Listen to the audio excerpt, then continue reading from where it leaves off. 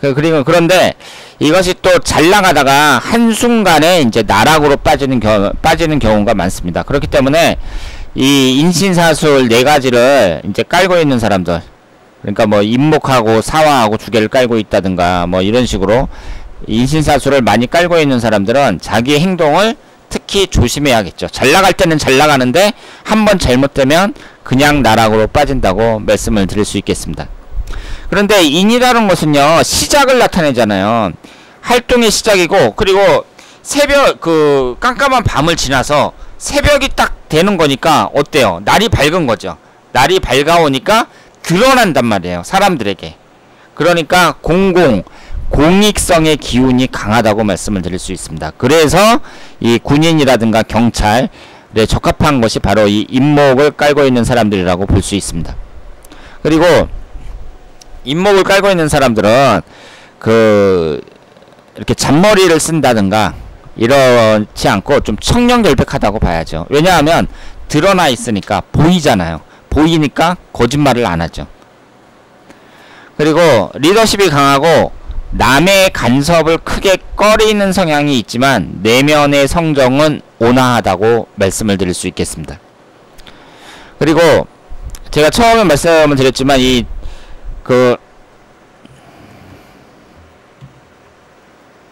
이 달마일장경에서 인도를 깔고 있잖아요. 그렇기 때문에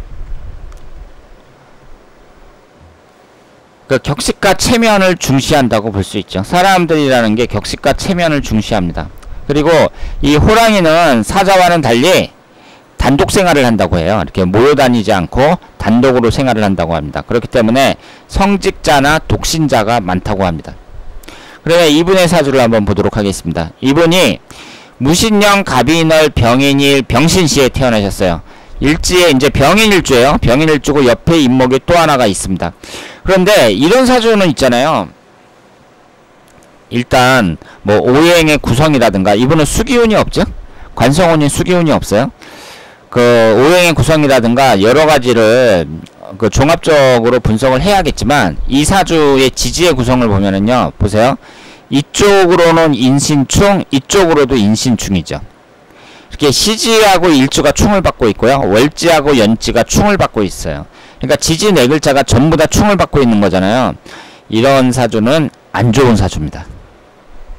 그러니까 사주에 충이 있다는 것은 그렇게 좋은 게 아닌데, 이분처럼 지지 4글자가 전부 다 충을 받고 있잖아요. 이런 사주는 안 좋은 사주예요. 그런데 이분이 대기업을 다니다가 거기에서 노조 생활을 했다고 해요. 그러다가 신내림을 받아서 현재 철학관을 운영하고 있습니다. 그런데 이혼을 2번 하고 현재 주식으로 돈을 많이 날렸고 이혼도 2번씩 했다고 합니다. 그러면 여기에 보시면 이분이 지금 인신충이 되고 있는데, 이 신금이 뭐예요? 재성운이죠. 재성운 2개가 있는 것이 전부 다 충을 받아서 깨지고 있습니다. 그리고 이 재성운이라는 것은요, 남성에게는 돈과 여자를 나타내요. 그러니까 돈과 여자라는 것은 남자한테 뭐 거의 모든 것이라고 해도 과언이 아니죠. 그런데 돈과 여자를 나타내는 이 신금이 모두 다 깨지고 있습니다. 그래서 이혼도 2번을 했고, 그리고 지금 인성운이 이렇게 깨지고 있잖아요. 되게 주식 같은 것은 인성운으로 보고 있는데, 이렇게 충이 많고 재성운이 깨지고 그리고 인성운도 같이 깨지고 이런 분들은 주식 같은 건 안 하는 게 좋죠. 그래서 이분이 지금 현재 50세인데 기미대운에 있는데, 이렇게 주식으로 돈을 날리고 이혼도 2번씩이나 하고, 그래서 여러가지 좀 어려운 처지에 있다고 볼 수 있고요. 53세에서부터는 이 신금이 들어오면서 또 인신충이 되고 있잖아요. 그러니까 지지가 전부 다 인신충을 받고 있는데 50대 경신대운에는 또 신금이 들어오거든요. 그러니까 이분의 운의 흐름을 봤을 때에는 그다지 희망적이지 못하다, 이렇게 말씀을 드릴 수 있겠습니다. 자, 그러면 2번째 특징에 대해서 한번 살펴보도록 하겠습니다.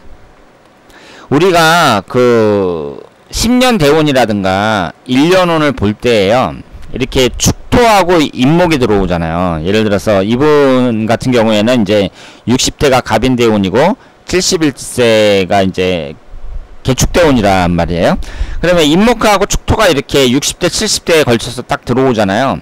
그리고 1년운에 있어서도 2009년하고 2010년에 축토하고 임목이 이렇게 걸쳐서 들어왔단 말이에요. 그러면 대운 세운에서 가장 중요한 구간이 축토하고 임목이라고 볼 수 있어요. 왜냐하면 어둡다가 날이 밝아지잖아요. 그러니까 축시라는 것은 새벽 1시 반서부터 3시 반까지거든요. 그럼 1시 반서부터 3시 반까지 얼마나 어두워요. 근데 그때를 지나서 이제 인시가 되면서 해가 밝아온단 말이에요. 그러니까 어두워졌다가 환해지는 거잖아요. 그러니까 그 정도로 변화가 크단 말이에요. 그렇기 때문에 그 축시에서 축토에서 임목으로 넘어가는 시기, 이때가 어둡다가 날이 밝듯이 변화가 가장 큰 구간입니다. 그러면 이 축토하고 임목이 들어올 때 그때 더 신경을 쓰셔가지고 노력을 하셔야겠죠. 그래서 긍정적인 변화가 일어나느냐 부정적인 변화가 일어나느냐, 이것이 결정이 된다고 볼 수 있습니다. 그러니까 이분 같은 경우에 52세서부터 53세 여기에 이제 축토하고 임목이 들어간단 말이에요. 이거는 1년운이니까 모든 사람들이 다 마찬가지잖아요. 그러니까 여러분들이 2009년도에서 2010년도 이때에는 더 다른 연도보다 더 신경을 많이 쓰셔야죠. 왜냐하면 변화가 운의 흐름상 봤을 때 변화가 큰 구간이다, 이렇게 말씀을 드릴 수 있고, 이 10년 대운은 사람마다 다르잖아요.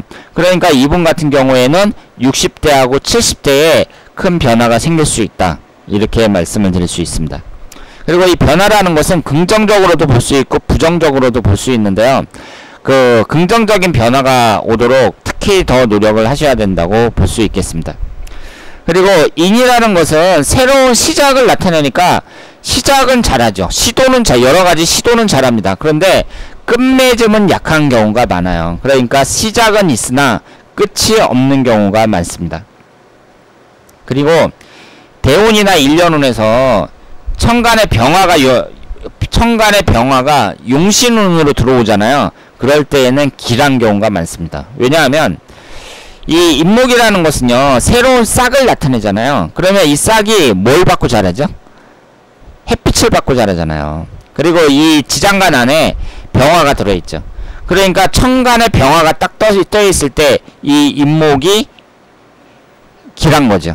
잘 자랄 수 있는 거죠. 그래서 무조건 병화가 들어왔다 그래서 좋은 건 아니고, 이것이 용신운으로 들어왔을 때 괜찮다고 봐야죠. 그러니까 이분 같은 경우에는 지금 경인일주인데 41세서부터 50세까지 병진대운이었죠.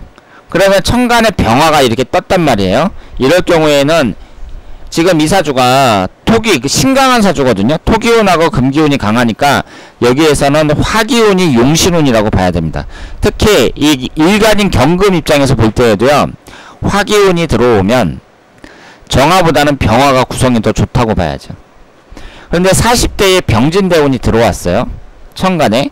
이때에 이제 주인공이 그 주식으로 돈도 많이 벌고 큰 아파트로 이사도 하고 잘 나갔다고 합니다. 지금 이분이 60세인데요. 그런데 그 이후로 그 계속 욕심을 냈다 그래요. 뭐 주식 같은 걸로. 그러니까 일확천금을 노리는 거죠. 그러니까 이제 그 좋은 운이 들어오든 안 좋은 운이 들어오든 대운의 흐름이 좋든지 안 좋든지 사람이 너무 욕심을 내게 되면 대운이 좋을 때도 망합니다. 그 점을 여러분들이 아셔야 돼요. 열심히 노력을 하면은요, 대운이 안 좋을 때에도 분명히 기회가 와요. 그런데 역시 지나치게 일확천금만 노리면서 그렇게 성실하지 못하게 살면은요, 대운이 좋아도 망합니다. 지금 이분이 51세 을묘대운에 주식으로 이제 망하고 남편한테는 버림을 당한 거나 마찬가지예요. 남편이 집을 나갔다고 합니다. 남편도 이제 당구장을 하다가 작년에 망했는데, 그러고 나서 이분이 지방에 사시거든요. 서울에 돈 벌러 간다고 하면서 나간 후에 연락이 안 된다고 합니다. 그러니까 부인이 싫어가지고 나간 거죠. 부인이 돈 다 말아먹고 남편 말은 듣지도 않고. 그러니까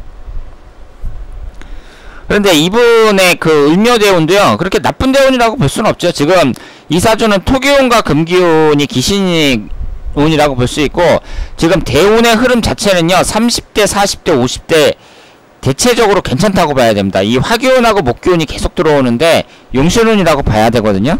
그런데 이분이 계속 욕심을 내니까 결국은 망했다고 볼 수 있습니다. 그래서 재산을 탕진했고, 작년 병신년에는 남편이 집을 나갔습니다. 그러면 이분이 경인 일주에 임목이 이제 배우자공이잖아요. 배우자공이 인유 원진살이 형성이 되고 있어요. 원진살이 형성이 되고 있으니까 배우자와의 관계를 조심해야 되는 사주인데, 작년이 병신년이잖아요. 그 작년에 인신충으로 그 지지가 정확하게 깨지면서, 배우자공이 깨지면서 남편이 나갔다, 이렇게 말씀을 드릴 수가 있죠. 그리고 이 사주는요, 지금 목기운 하나, 화기운 하나, 토기운이 셋, 금기운이 셋, 수기운이 없잖아요. 수기운이 식신상간운에 해당이 된단 말이에요. 여기에 이제 개수가 하나 있고요. 개수가 하나 있지만 흘러가는 대운에서도 수기운이 안 들어와요. 그러니까 이분은 식신상간운이 대단히 약한 사주라고 볼 수 있단 말이에요. 거기에다가 인성운이 3개나 되니까 식신상간운이 더더욱 약해질 수밖에 없습니다. 그러면 이렇게 식상운이 약한 사람들은요, 그 재물취득에 있어서 불리해요. 그래서 이런 분들은 이렇게 돈을 차근차근 이렇게 모아갖고, 그 우리나라 사람들이 하는 일반적인 방법이 뭐예요? 돈을 차근차근 모아서 목돈을 만들어서 땅을 사갖고 그 땅값이 오르면 돈을 벌고, 뭐 이런 식으로 한국 사람들이 대부분 재산을 축적한 거 아니에요. 이런 보수적인 방법을 취해야지 이렇게 일확천금을 노리고 그 주식에 막 투자를 하고 그런 것은 현명한 방법이 아니라고 봐야죠. 그래서 이분은 지금 식신상간운도 이렇게 약한 상태에서 대운이 좋았을 때 그 돈을 좀 벌었었거든요. 그때 이제 그 욕심을 딱 멈췄어야 되는데 지나친 욕심으로 해갖고 결국은 그 재산을 탕진했다, 이렇게 말씀을 드릴 수 있겠습니다. 자, 그러면 오늘은